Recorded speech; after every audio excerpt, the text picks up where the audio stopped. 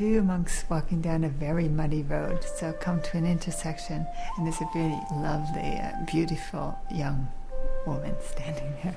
And so clearly she cannot get across the intersection without getting mud all over her. So the monk scoops her up in his arms and carries her across.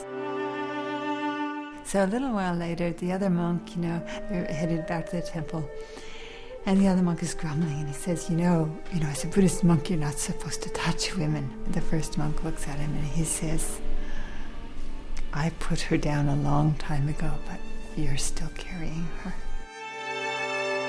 I came from a Presbytarian family, and my father and his brothers and grandfather were involved in this very small church in Aylmer, Quebec. I would sit there kind of blissfully. It was very warm, in the sunlight, and purposefully not listen to the minister.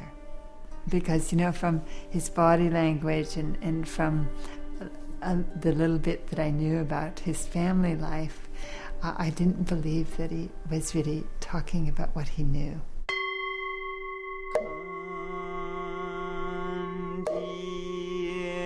The moment where I realized that I was meant to be a monk was non-existent.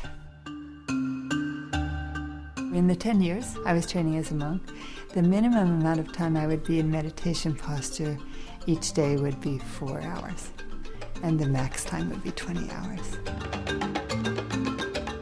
This is a very simple life. Not too many perks.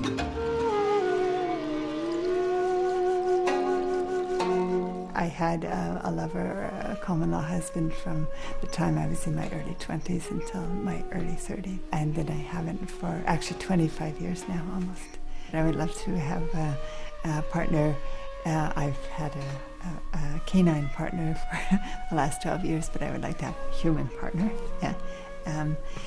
But the fact of the matter is that I don't know of any man that would really choose to have the kind of life that I have. In Zen, we talk about living and dying in each moment.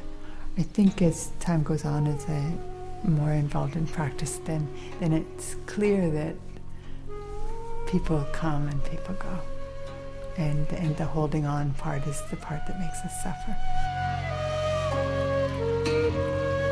A lot of young people seem to come here. I enjoy actually just watching how they negotiate in their early, formative years, and it's very curious to see how young people are formed and how they realize actually finally that they are just like their parents.